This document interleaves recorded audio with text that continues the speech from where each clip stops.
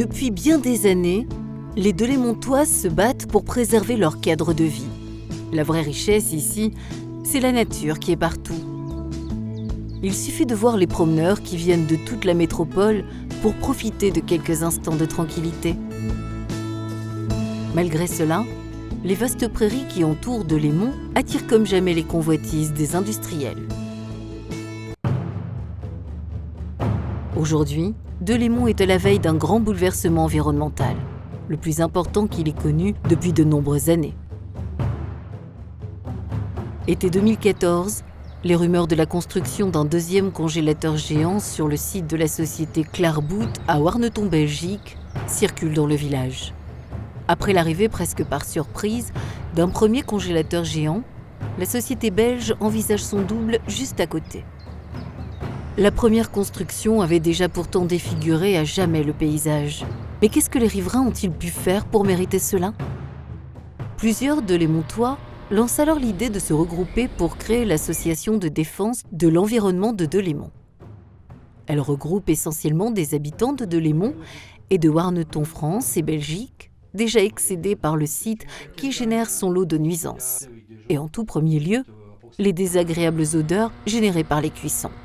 Monsieur Vianne habite à 400 mètres de l'usine, il nous explique. C'est jour et nuit, même dans mon lit, je le sens l'odeur. Donc j'aime bien les frites, mais bon, jour et nuit, 24 heures sur 24, c'est plus possible. À quelques centaines de mètres, la maison de Monsieur Masson. Lorsque le vent est dans le mauvais sens, c'est les odeurs, comme aujourd'hui. On peut très bien constater que ça pue les frites. Et alors, ça conjugué avec les bruits, c'est invivable, tout simplement. Effectivement, le bruit généré par l'usine est une source importante de nuisances. Bruit de ventilation, un bruit de fond constant, jour et nuit. Et puis voilà, ça tape sur le système. Quand il fait bon, au lieu d'être sur la terrasse quelquefois, on prend ses clics et ses claques et on rentre. La nuit, où on pouvait dormir avec la fenêtre ouverte avant, et maintenant la nuit on dort avec la fenêtre fermée, tout simplement. C'est insupportable ces bruits. Il y a le bruit, il y a l'odeur, mais il y a aussi de temps en temps, je ne vais pas dire tout le temps, mais de temps en temps il y a des résidus graisseux. La preuve, vous pouvez regarder dans mon tonneau d'eau de pluie que j'ai ici à côté de mon garage à vélo. Vous pouvez voir, c'est bien gras dedans. Oui, allez, c'est ça. Oui, tout ça, c'est des résidus graisseux. Voilà. Ça veut dire que nous, on respire ça, quoi. Voilà, c'est ce qu'on a sur nous, c'est ce qu'on a dans les cultures, c'est un peu tout, quoi. Quand les vents sont dominants en France, c'est nous qui avons les odeurs. Quand les vents sont dominants en Belgique, c'est eux qui ont les odeurs. Et en plus, ils ont le charroi. Le charroi, autrement dit le trafic, généré par les livraisons et l'approvisionnement de l'usine, a profondément bouleversé le quotidien des Warnetonnois. En fait, au quotidien, j'entends le bruit du charroi, les poids lourds, les tracteurs, ça fait un bruit phénoménal. Et le trafic, il est vraiment très important. Et dernièrement, là, j'ai fait un enregistrement qui a duré 12 heures. Ça m'a permis de faire un comptage. Et sur l'ensemble des véhicules qui sont passés sous mes fenêtres, donc j'entends par là tracteur avec remorque, tracteur avec outils agricoles sans encombrant, poids lourd semi, ça faisait 256 véhicules en tout. Vous voyez ? Et encore, c'est peu comparé à ce que j'ai déjà pu compter comme ça au mois de novembre, décembre, janvier, février. Très vite, la sensibilisation est faite. Une pétition rassemble près de 1000 signatures. Une réunion publique mobilise près de 300 personnes. D'autres manifestations démontrent l'inquiétude des Delémontois. Et comme une mauvaise nouvelle n'arrive jamais seule, la création d'un port autonome avec un quai de 260 mètres de long est également envisagée. Delémont est-il victime d'une fatalité ? On n'en aura jamais assez, j'ai l'impression. On part avec une usine, on ajoute un frigo géant, un deuxième frigo géant, on a besoin d'un quai de débarquement, et puis on a besoin d'une zone industrielle tout autour.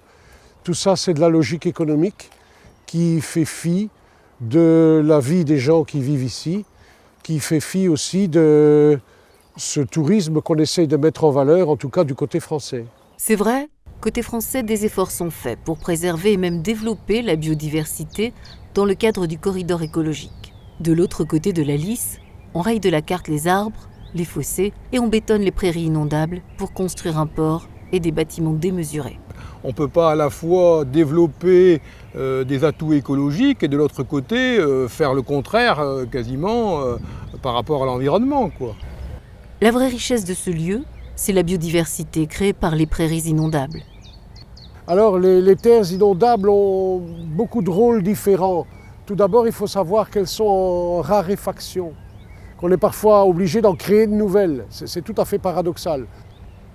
Typiquement, ce sont ces espaces-là qui sont mis à mal dans des projets d'urbanisation ici dans ces prairies humides. Ce sont des biotopes aussi riches qui n'auront plus rien à faire, qui n'auront plus de droit de cité quand il y aura ici un port et une zone industrielle. C'est certain que l'eau qui ne se mettra pas dans ces prés inondables, si un jour ils sont remblayés, s'ils sont remplis, eh ben elle ira ailleurs, mais on ne sait pas où. Si aujourd'hui nous ne sommes pas déjà dans l'ombre d'un deuxième congélateur géant et de ses extensions, c'est un peu grâce aux actions menées par l'association et aussi par la volonté des riverains français comme belges. Mais pour combien de temps encore ? Vous êtes prêt à aller jusqu'où, Madame Dumoulin? Jusqu'au bout. Jusqu'au bout. Tout ce qu'on pourra faire, on le fera. Ça, c'est sûr. S'il faut écrire au roi, on écrira au roi. C'est tout. Mais on ira jusqu'au bout.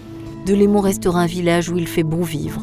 L'association de défense de l'environnement de Delémont y veillera.